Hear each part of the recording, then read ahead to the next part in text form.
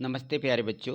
तो आइए आज हम वार्षिक मूल्यांकन हेतु जो हमारी बोर्ड परीक्षा कक्षा 5वीं की होने वाली है उसके लिए अभ्यास प्रश्न पत्र विषय गणित के ये अभ्यास प्रश्न पत्र हैं। इनको आप बहुत अच्छे तरीके से समझ लीजिए जिससे कि आपसे वार्षिक परीक्षा के ये सभी प्रश्न पूर्णांक 70 दिए गए, 70 में से हमें 70 ही मिलना चाहिए। ठीक है, ये 2.5 घंटे का पेपर होता है। तो इसके पहले वाला जो सैंपल पेपर है वो हम आपको समझा चुके हैं, वैसा ही ये सैंपल पेपर दूसरा है और इसको आप ज़रूर अच्छे से समझिएगा। यहाँ देखिए, इसमें जो प्रश्न दिए गए हैं इन प्रश्नों में है सही विकल्प को चुन करके लिखिए। सबसे पहले हमारे बहुविकल्पीय प्रश्न आते हैं।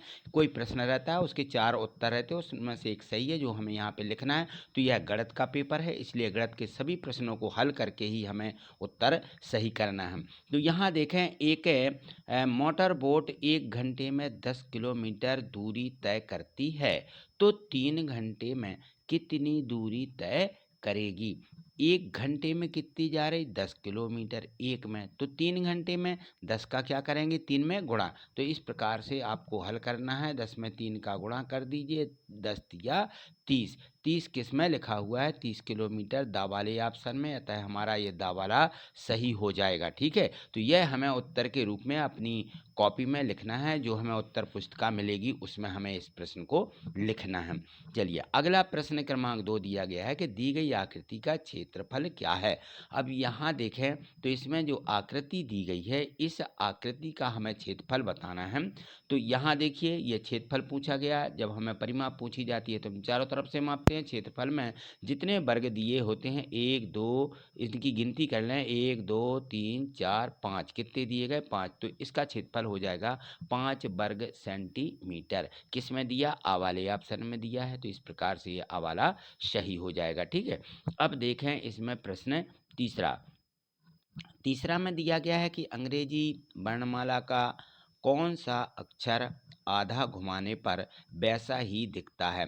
अंग्रेजी वर्णमाला में जिस अक्षर को आधा आधा घुमाना है, माने इसका मान लीजिए ऊपर की तरफ है तो आधा घुमाने पर यह नीचे की तरफ हो जाएगा। तो ऐसा अक्षर कौन सा जो वैसा ही दिखे घुमाने पर जैसा पहले दिख रहा था। तो यह बा है। बा में दिया गया है एच। एच को यदि हम पलट देते हैं तो वैसा ही दिखेगा। ठीक है, पहली 4 विषम संख्याओं का जोड़ है। हमें 4 विषम संख्याएं जोड़ना है। तो पहली कौन सी हैं, 1 है, इसके बाद विषम 3 आती है, फिर 5 आती है, फिर इसके बाद में 7 आती है। तो इन सबको आप क्या करें, जोड़ देंगे। इनको जोड़ दीजिए, धन लगा दीजिए और जोड़िए। 3 और 1 4, 4 और 5 9, 9 और 7 16, कितना आ जाएगा, 16। किस में दिया गया, आ वाले ऑप्शन में। तो ये इसमें भी आ वाला ऑप्शन सही है। आ वाली को हमें उत्तर के रूप में अपनी कॉपी में लिखना है। इसके बाद आगे देखें, यहाँ से खाली स्थान दिए गए हैं, तो ये सभी खाली स्थान यानी रिक्त स्थानों की पूर्ति करना है। तो ये देखिए प्रश्न क्रमांक 2 यहाँ से शुरू होता है और इसमें दिया गया है कि वृत्त को 1/4 घुमाने पर खाली स्थान दिखेगा। तो हम लिखेंगे कि वैसा ही दिखेगा। क्या, वैसा ही दिखेगा, वैसा। यहाँ वैसा लिख दीजिए, वैसा ही दिखेगा यानी पहले जैसा ही दिखेगा। ठीक, और इसमें 2 नंबर में दिया गया है कि एच, फिर इसको देखिए पलट दिया गया है, एच को फिर सीधा कर दिया, फिर पलट दिया, फिर सीधा कर देंगे। ठीक है, तो ये पैटर्न दिया गया था, इसमें भी हम ऐसा एच आ जाएगा। घन की खाली स्थान सतह होती हैं, तो घन की कितनी सतह होती हैं, 6 सतह होती हैं।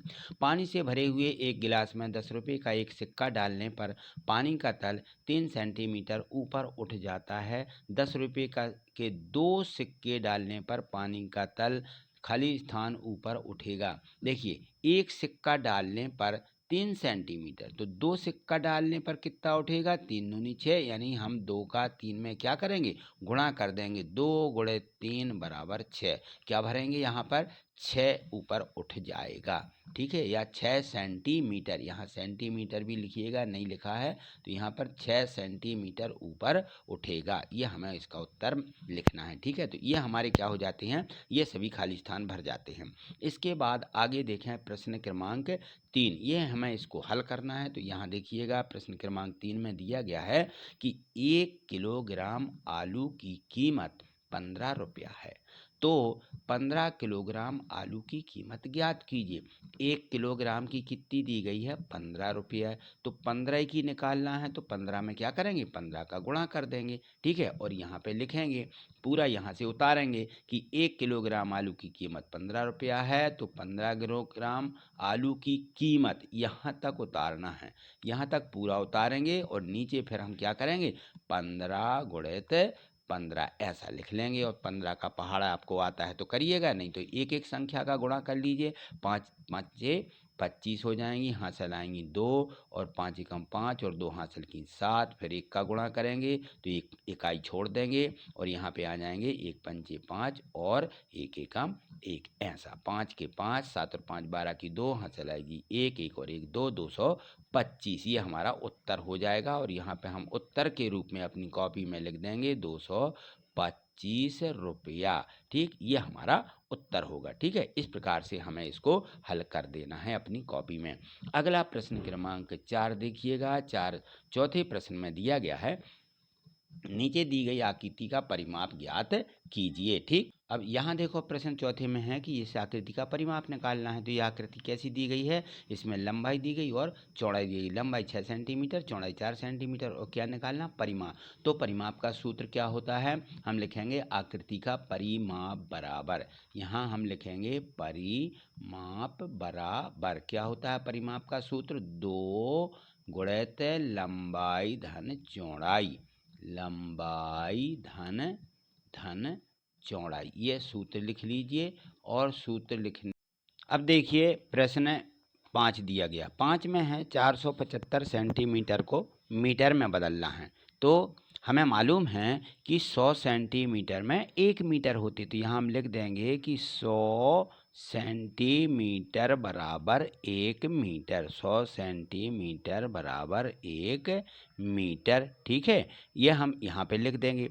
फिर इसके बाद कितने दिए, 475 सेंटीमीटर बराबर, तो हम लिखेंगे 475 और यहाँ लिख दीजिए सेंटीमीटर बराबर कितने होंगे, 475 में 100 से क्या करना है, भाग दे देना है। 100 से भाग दे देंगे तो क्या हो जाता है, ये 2 शून्य है, 2 संख्याओं के बाद दशमलव आ जाता है, 4.75 और लिख देंगे मीटर, ठीक है। तो इस प्रकार से हमें इस प्रश्न का उत्तर हल करना है, ठीक है। यह हम यहाँ पे लिख देंगे। प्रश्न 6वां, यहाँ देखिए इसमें दिया है कि किसी दिन मुंबई का तापमान 27.4 अंश सेंटीग्रेड है तथा श्रीनगर का तापमान 3.4 अंश सेंटीग्रेड है।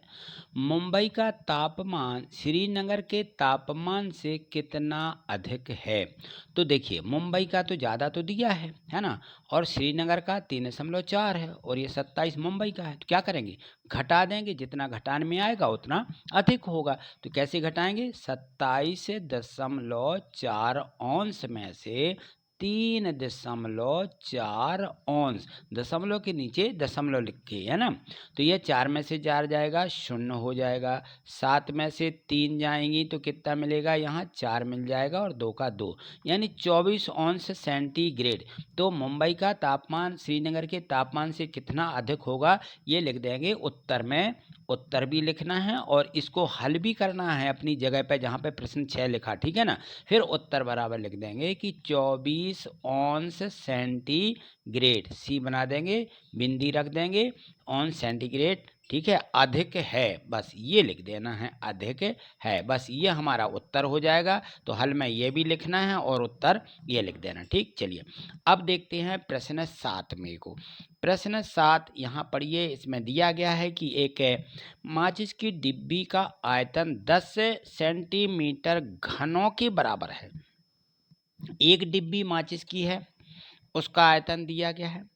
तो 12 माचिस की डिब्बियों का आयतन कितने सेंटीमीटर घनों के बराबर होगा। एक का 10 है तो 12 का निकालना है, तो क्या करेंगे, एकक नियम लगा देंगे और 10 में 12 का गुणा करेंगे। यहाँ से लिखेंगे कि एक माचिस की डिब्बी का आयतन 10 घनों के बराबर है, तो 12 माचिस की डिब्बियों का आयतन यहाँ तक पूरा उतारना है। तो आप यहाँ पे ये पूरा उतारें हल लिख करके, यहाँ हल लिखिए और ये पूरा क्या करना, ये यहाँ से लेके यहाँ तक उतारना है, ठीक है। और फिर इसके बाद हम उसके नीचे लिखेंगे, इसके नीचे 12 गुणित 10, ठीक है, ये ऐसा 12 गुणित 10, ठीक। तो कितने घनों के बराबर हो जाएगा, 12 का 10 में गुणा करके लिख देंगे, 12 धम्मा 120, 120 घनों सेंटीमीटर, सेंटीमीटर, और लिख देंगे घनों के बराबर है, 120 सेंटीमीटर घनों के बराबर है, घनों ऐसा लिखिएगा, घनों के बराबर है, ये आपको लिखना है, बराबर है, ऐसा, बस ये उत्तर हो जाएगा। 10 गुणित 12 गुणित 10 है, 120 सेंटीमीटर घनों के बराबर है। और यहाँ से ये लाइन पूरी यहाँ उतार देना है, ठीक। चलो अगला प्रश्न देखिए, प्रश्न क्रमांक 8 है। इसमें दिया गया है कि अधिक कोण की कोई एक माप लिखिए। किस कोण की लिखना, अधिक कोण की, तथा घड़ी में समय की कोई एक माप लिखिए जहां आपकी घड़ी की सुइयों में अधिक कोण दिखते हों। तो अधिक कोण की माप लिखना है, तो अधिक कोण की 90 से अधिक के कोण को 90, तो हम लिखेंगे अधिक कोण की माप, अधिक कोण कोण की माप, और चाहें तो आप 110 वो 90 के आगे लिख सकते हैं, 100 भी लिख सकते हैं, 110 भी लिख सकते हैं। तो कोई एक माप लिखना है, तो आप जैसे मान लीजिए हमने लिख दिया 110 औंस, ठीक है, 110 औंस है अधिक कोण की माप। 90 के बाद 91, 92, 95 ये भी लिख सकते, ठीक है। तो कोई एक माप लिखना है, तो हमने एक माप लिख दी। और यहाँ क्या करना है, जहाँ पर एक घड़ी की सुइयों में अधिक कोण दिखते हों वो हमें यहाँ पे घड़ी बनाना है। तो इस प्रकार से आप गोल घड़ी ऐसी बना देंगे, ऐसी एक गोल घड़ी बना दीजिए। इस प्रकार से यहाँ पे कितने बजते हैं, 12 बजते हैं, यहाँ पे 3, यहाँ पर 6, और यहाँ पर बजते हैं 9, ठीक है। अधिक बतवाना है,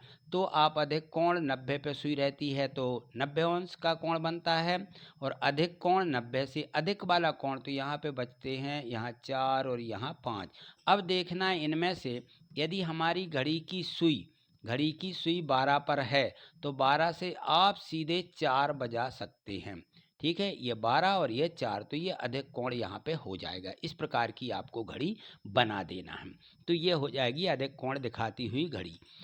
प्रश्न 9वां, एक दिन के 1/3 हिस्से में कितने घंटे होते हैं ज्ञात कीजिए। कितने में पूछा, एक दिन में कितने घंटे होते हैं, 24 घंटे। यहाँ लिख देंगे कि एक दिन बराबर 24 घंटे, 24 घंटे 1/3 हिस्से में, अतः लिखेंगे, अतः 1/3 हिस्से में कितने घंटे होंगे, हिस्से में 24/3, और 3 एकम 3, 3 आठे 24, कितने घंटे आ जाएंगे, 8 घंटे। उत्तर बराबर लिख देंगे 8 घंटे बराबर, ऐसा उत्तर 8 घंटे। बस इतना आपको लिखना है, यह प्रश्न 9वें का उत्तर हो जाएगा।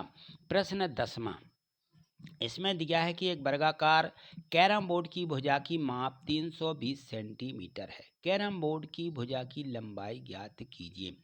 अब जो कैरम बोर्ड है, एक भुजा की लंबाई दी गई है, वर्गाकार है, कैसा है, वर्ग के आकार का, तो परिमाप दिया गया है 320। तो वर्ग का परिमाप 4 गुणित भुजा होता है, तो लिख देंगे यहाँ पे वर्ग, उत्तर हल लिखेंगे वर्ग का, और यहाँ लिखेंगे परिमाप बराबर, वर्ग का परिमाप बराबर क्या होता है, 4 गुणित भुजा, ये लिखना है। फिर इसके बाद वर्ग का परिमाप कितना दिया, 320, ठीक है ना। तो यहाँ लिखेंगे 320 बराबर 4 गुणित भुजा, 4 गुणित भुजा आ जाएगा। और 320 में इस 4 का भाग लगा देंगे, तो भुजा बराबर, ऐसा लिख देना, भुजा बराबर 320 भागे 4 यानी बटे में 4, और 4 से काटेंगे, 4 एकम 4, 4 अट्ठे 32, शून्य का शून्य, 80 आ जाएगी। भुजा की लंबाई कितनी आ जाएगी, 80 सेंटीमीटर। उत्तर बराबर लिख देना 80 सेंटीमीटर, ठीक है। ये हमें भुजा की लंबाई लिख देना है। तो ये 10वें प्रश्न का हल हो जाएगा। अब आगे देखें, प्रश्न क्रमांक 11 दिया गया है। प्रश्न क्रमांक 11 यहाँ देखिएगा, प्रश्न क्रमांक 11 में इसमें दिया है कि 3 और 4 के पहले 4 गुणज लिखिए। 3 और 4 के 4 गुणज लिखना है, तो 3 के गुणज लिखेंगे। सबसे पहले यहाँ पर देखिए, हल लिखेंगे, हल, और लिख देंगे 3 के गुणज। 3 के गुणज क्या क्या होते हैं? 3 के पहाड़ा पढ़ते जाइए। 3 एकम 3, 3 दूनी 6, 3 तिरका 9, 3 चौको 12। तो ये 3 के 4 गुणज हो जाएंगे। 4 के 4 गुणज लिखेंगे, यहाँ लिखेंगे 4 के गुणज। 4 के गुणज, 4 के गुणज क्या क्या निकलेंगे? 4 एकम 4, 4 दूनी 8, 4 त्री 12, 4 चौके 16। बस 4 गुणज लिखना है। तो इस प्रकार से हम 3 के और 4 के 4 गुणज लिखेंगे। ये हमारा उत्तर हो जाएगा। अब पूछा गया है कि संख्या 12 के सभी गुणनखंड लिखिए। तो अथवा में दिया है, या तो ये करना होता है या अथवा वाला करना होता है। तो चलिए इसका भी हल देख लें। तो हल में हम इसकी लिखेंगे 12 के गुणनखंड। 12 के गुणनखंड, ठीक है, ये गुणनखंड लिख देंगे। और बराबर में 12 का गुणनखंड क्या हो जाएगा? 1 का भाग जाता है 12 में, 2 का भाग जाता है, 3 का भाग जाता है, 4 का भाग जाता है, 6 का भाग जाएगा, और सीधे किसका भाग जाएगा? 12 का। तो ये 12 के सभी गुणनखंड हो जाएंगे। ठीक है, 12 के सभी गुणनखंड 1, 2, 3, 4, 6 और 12। ठीक, इस प्रकार से लिखना है। चलिए आगे चलिए, प्रश्न क्रमांक 12 समझेंगे। 12 में दिया गया है कि दिए गए चार्ट को देख करके, अब ये चार्ट दिया गया है, ये देखें चार्ट में यहाँ पे दिखाया गया है कि 1 जून, यहाँ पे लिखा है 1 दिसंबर। तो इस चार्ट में तापमान दिए गए हैं। इसमें देखें 1 जून को तापमान 10 अंश, 20 अंश, 30 अंश, 40 अंश ये दिए गए। इसी प्रकार दिसंबर में 10, 20, 30, 40। अब यहाँ पे देखें चार्ट में कि दिल्ली का तापमान, शिमला का, बेंगलोर का और जैसलमेर का यहाँ पर भी दिया गया। दिल्ली, शिमला, बेंगलोर और जैसलमेर, तो इनके तापमान इसमें दिए गए हैं। ऊपर देखिए ये तापमान लिखा दिल्ली का, ये लिखा शिमला का, ये लिखा बेंगलोर का और ये लिखा जैसलमेर का। इसी प्रकार से दिसंबर में दिए गए। अब यहाँ पे प्रश्न पूछे जा रहे हैं, इन प्रश्नों के उत्तर यहाँ पे लिखेंगे। तो अब देखना इसमें कि हमें क्या पूछा गया है। पूछा गया है कि 1 जून को सबसे ज़्यादा तापमान किस शहर का है। तो हम यहाँ लिखेंगे उत्तर, यहाँ नीचे उत्तर लिखेंगे कि 1 जून को सबसे अधिक या ज़्यादा तापमान किस शहर की जगह पर, यहाँ पर शहर का नाम बस उतार देना है, बाकी ज्यों का त्यों उतारना। किस शहर का तापमान सबसे ज़्यादा है? तो देखिए 1 जून, ये 1 जून वाले में देखना है, इसमें सबसे अधिक किस में दिया है? ये जैसलमेर में दिया है, ये 38 अंश अधिक दिया। तो यहाँ लिख देंगे किसका तापमान? जैसलमेर का। जैसलमेर का, जैसलमेर शहर का, पूरा ज्यों का त्यों है, जैसलमेर बस लिखना, शहर का तापमान अधिक है या सबसे ज़्यादा जैसलमेर का तापमान है। अब यहाँ पे देखें 1 दिसंबर को सबसे कम तापमान, अब 1 दिसंबर में कम वाला पूछा गया, तो सबसे कम शिमला का है। किसका है? शिमला। तो यहाँ किसकी जगह पर क्या लिखना है? सिर्फ हमें शिमला लिखना है, बाकी ज्यों का त्यों उतार देना है। शिमला शहर का है। 1 दिसंबर को सबसे कम तापमान शिमला शहर का है, बस ये इसकी जगह पर लिख दीजिए। ये पूरा क्या हो जाएगा? दोनों के उत्तर हो जाएंगे। चलो अगला प्रश्न देखो, आगे जो प्रश्न दिया गया है इसके बाद में प्रश्न क्रमांक 13 यहाँ पे देखें, नहीं इसका अथवा भी दिया गया है, या अथवा ये भी हम अथवा कर सकते हैं। फिर इसके बाद 13वां प्रश्न होगा। तो अथवा में देखें, अथवा में ये दिया गया कि नीचे चार्ट को देखिए और उत्तर बताइए। यहाँ पे देखें टैली चिन्ह दिया गया और इनकी संख्या दी गई है। यहाँ साइकिल, कार, ऑटो, बस और ये साइकिल, रिक्शा और ये ट्रक है।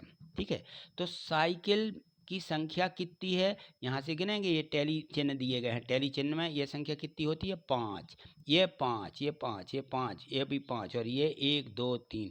तो कितना हो जाएगा? 5 एकम 5, 5 5 5 15, 5 20, 55, 25, 26, 27, 28। यहाँ पे लिख देना कि ये जो है साइकिलों की संख्या 28 है। कार की संख्या 5 दूनी 10 और 2 12, यहाँ पे 12 लिखना है। ऑटो रिक्शा, 5 3 15 और 3 18 है। Auto rickshaw 18। फिर बस देखें, 5 दूनी 10, 5 3 15, इनकी संख्या 15 है बसों की। साइकिल रिक्शा, ये ऑटो रिक्शा है और ये साइकिल रिक्शा है। 5 एकम 5 दूनी 10, 5 3 15, 5 चौके 20 और 4 हैं ये, तो कितना हो जाएगी इनकी संख्या 24। और ट्रक कितना है, 5 और 1 ये 6, यहाँ लिख देंगे 6।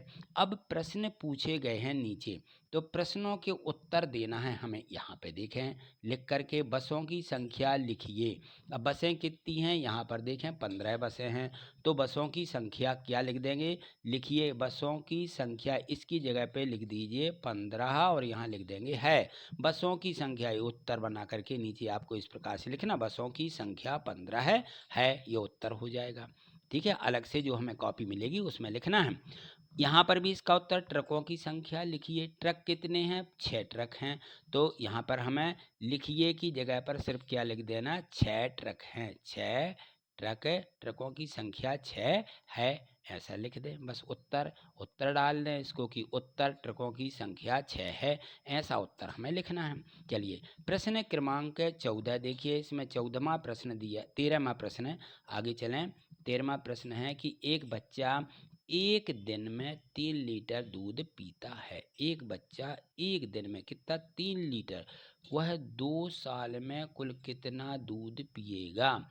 एक दिन में 3 लीटर, तो 2 साल का निकालना पड़ेगा, तो 2 साल में कितने दिन हो जाएंगे। एक साल में कितने होते, यहाँ लिखेंगे, एक साल में 365 दिन, कितने, 365 दिन एक साल के हो गए। तो 2 साल के कितने दिन हो जाएंगे, 2 साल में 365 में 2 का गुणा कर देना, 365 गुणित 2 बराबर कितना आ जाएगा, 5 दूनी 10, 6 दूनी 12, 1 13 और 2 3 6 और 1 7, 730 दिन। 730 दिन में कितना दूध पिएगा, एक दिन में 3 लीटर, तो 730 दिन में 730 में कितने का, 3 का गुणा कर देंगे, ठीक है ना। तो 2 साल में 730 दिन हुए, तो एक दिन में 3, तो यहाँ पे 730 गुणित 3 बराबर गुणा कर दीजिए, 3 शून्य 0, 3 त्रिका 9, 3 साते 21, 2190 लीटर दूध 2 साल में पिएगा, ये इसका उत्तर हो जाएगा। ठीक है, अब देखिए इसमें एक और दिया है, अथवा के रूप में प्रश्न दिया गया है कि एक व्यक्ति को एक दिन में काम करने के बदले 225 रुपया मिलते हैं। एक दिन के कितने मिल रहे हैं, एक दिन के 225 रुपया, तो 2 और आधा माने 2 और आधा दिया है माह, माने 2.5 माह में कितने रुपया कमाएगा। एक दिन में 225, तो 2.5 माह में कितने दिन हो जाएंगे, 2 माह में 60 दिन होंगे, आधे माह में 15 और 45, तो यहाँ लिखेंगे हम एक माह में 30 दिन, यहाँ चाहो तो इसका ऐसा 2 दूनी 4 और 1 5, 5 बटे 2 माह में ऐसा लिख सकते हो। यहाँ लिखेंगे एक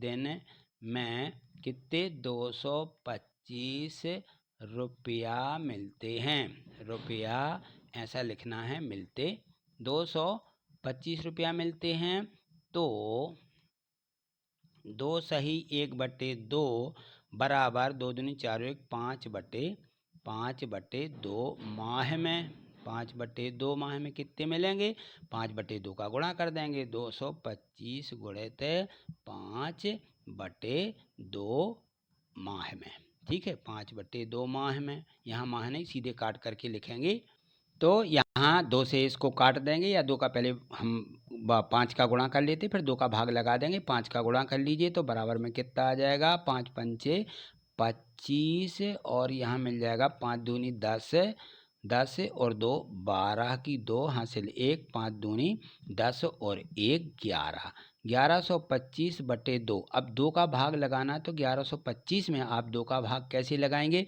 ऐसा लिख लें, 11 25 और भागित ऐसा 2 अलग से लगा लें, यानी 2 से हमें सीधा काट देना है, ठीक है ना, भाग आपसे नहीं बनता काटते, तो ऐसा भाग लगा लीजिए और यहाँ पे आ जाएगा 2 पंचे दो पंचे 10, एक बचेगी, दो छः 12, दो दूनी 4, दो पंचे 10 और शून्य आ जाएगा 50 पैसे। 262 रुपया 50 पैसे। उत्तर कितना आ जाएगा? आप यहाँ भी भाग दे के निकालेंगे तो इतना ही निकलेगा और उत्तर बराबर यहाँ पे लिख देना है कि उत्तर बराबर 562 रुपया 50, ऐसा लिख के रुपया मिलेंगे या कमाएगा। ठीक है ना, कमाएगा, ये हमें उत्तर में लिख देना, ये हमारा उत्तर हो जाएगा। चलिए अगला प्रश्न क्रमांक 14 में समझेंगे। यहाँ देखिए 14वें प्रश्न को, ये दिया गया है 14वां प्रश्न। इसमें दिया है नीचे दिए गए नक्शे को देख करके उत्तर दीजिए। अब देखें नक्शा दिया गया है, ये भी नक्शा है, ये इसमें दिशाएं लिखी पूर्व पश्चिम उत्तर और दक्षिण, ये 4 दिशाएं दी गई हैं। अब 4 दिशाओं में यहाँ पे देखें ये मंदिर बना हुआ आपको दिख रहा है, ये राष्ट्रपति भवन है। क्या है ये राष्ट्रपति भवन है। ये यहाँ पे ये विजय चौक लिखा हुआ है, ये विजय चौक है। यहाँ पर ये रफ़ी मार्ग है, ये यहाँ पे रफ़ी मार्ग, ऐसा हम दर्शा देंगे कि ये रफ़ी मार्ग है। ठीक है, चलिए आगे देखिए इसमें और भी दिए गए हैं स्थान। यहाँ पे देखें बहुत बड़ा रफ़ी मार्ग के आगे देखें तो राजपथ लिखा, यहाँ पे ये जनपथ लिखा हुआ है, ये राजपथ है। और यहाँ पर देखें ये बहुत बड़ा चौराहा दिया गया है जिसमें तिलक मार्ग है, कस्तूरबा गांधी मार्ग है, डॉक्टर जाकिर हुसैन रोड दी गई है, मानसिंह रोड दी गई है। ठीक है ना, इस प्रकार से रोडों के नाम। और ये लिखा हुआ यहाँ पे नेशनल स्टेडियम, ये नेशनल स्टेडियम है। अब नीचे प्रश्न दिए गए, इनके उत्तर लिखना है। तो यहाँ देखें रफ़ी मार्ग से नेशनल स्टेडियम किस दिशा में है। अब देखें रफ़ी मार्ग, ये आपको रफ़ी मार्ग बताया है, इससे राष्ट्रपति भवन, और यहाँ पे दिया गया कि राष्ट्रपति भवन किस दिशा में है। या स्टेडियम तो नेशनल स्टेडियम दक्षिण दिशा में है, ये नेशनल स्टेडियम पूछा है रफ़ी मार्ग से दक्षिण दिशा में नीचे की तरफ। तो कौन सा लिख देंगे हम यहाँ पर? दक्षिण दिशा। किसकी जगह पे आपको सिर्फ क्या लिखना है यहाँ पे, इसकी जगह पे लिख देंगे दक्षिण, और पूरा यही प्रश्न उतार देना है। यहाँ दक्षिण बस लिखना, रफ़ी मार्ग से नेशनल स्टेडियम दक्षिण दिशा में है, ये हमें उत्तर लिखना है। अगला प्रश्न क्रमांक 2 दिया गया कि विजय चौक से राष्ट्रपति भवन किस दिशा में है। अब देखें हम कि विजय चौक से ये है उत्तर दिशा में। किसमें? उत्तर दिशा, यहाँ लिख दीजिए उत्तर और दिशा में लिखा ही हुआ है। ठीक है, पूरा प्रश्न ये भी हमें ज्यों का त्यों उतारना है। तो इस प्रकार से हमारे प्रश्नों के उत्तर हो जाएंगे। ये दिया गया है विजय चौक, ठीक है ना, ये विजय चौक से राष्ट्रपति भवन उत्तर में। चलिए इसके बाद देखें प्रश्न 14वां का अथवा दिया गया है। यदि ये नहीं बनता तो अथवा भी हम कर सकते हैं। यहाँ देखिए इसका ये अथवा दिया गया है 14वें का कि नीचे दिए गए नक्शे को देख करके उत्तर दीजिए। ये नक्शा दिया गया है, यहाँ पे नक्शा देखेंगे हम पूरा, ये देखें यहाँ पे नक्शा में दिया गया है, ये श्याम पट्ट है पूरा, ये दरवाज़ा, ये सूचना पटल, ये खिड़की, अलमारी, बेंच, श्याम, तो मानी ये स्कूल का नक्शा प्रदर्शन पट्ट दिया गया। यहाँ पे ये स्कूल है, यहाँ का ये दरवाज़ा है, ये सूचना पटल दी गई, और यहाँ पे देखें ये यहाँ टीचर के पढ़ाने के लिए दिया गया, ये बेंचें दी गई हैं, ये सभी बेंचें हैं बच्चों के बैठने की, यहाँ पे ये दी गई बेंचें, ये सभी बच्चे बैठते हैं इन पे 2-2 3-3। ठीक है ना, इस प्रकार से ये खिड़कियाँ दी गई हैं, ये 2 खिड़कियाँ हैं। ठीक, और यहाँ पे ये अलमारी है बहुत बड़ी, यहाँ पे एक अलमारी भी रखी हुई है, ये अलमारी नाम दिया गया। अब यहाँ पे प्रश्न बनते हैं, इनके उत्तर हमें लिखना है। प्रदर्शित पट्ट से सूचना पट्ट किस दिशा में है, दिशा का नाम बस लिखना। अब देखें प्रदर्शित पट्ट कहाँ लिखा हुआ है, ये प्रदर्शित पट्ट है, और सूचना पट्ट, ये सूचना पट्ट है, तो सूचना पट्ट किस दिशा में है, पूर्व दिशा में, यहाँ पे लिख देना है पूर्व। ठीक है, और ये पूरा उत्तर हो जाएगा, ये उत्तर बन जाएगा। यहाँ से लिखना शुरू करेंगे पूरा, ये लिख देंगे पूर्व दिशा में है। फिर नक्शे में दरवाजा किस दिशा में है, अब दरवाजा भी पूर्व दिशा में है, किस में है, पूर्व। ये पूरा नक्शा है तो इसमें भी हम लिख देंगे कि दरवाजा पूर्व दिशा में है, किस दिशा में है, पूर्व दिशा, इसमें भी पूर्व दिशा आ जाएगा और इसमें भी पूर्व दिशा आ जाएगा। ठीक है, तो इस प्रकार से हमें नक्शा वाले प्रश्न भी बिल्कुल सरल आते हैं, इनको भी आपको कंप्लीट कर देना है।